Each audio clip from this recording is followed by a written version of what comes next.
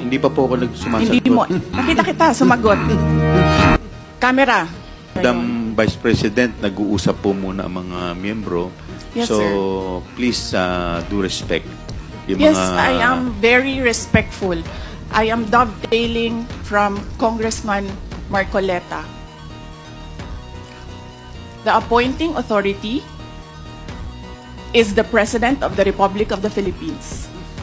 Why are you questioning due process in a discussion of resignation of USEX and ASEX?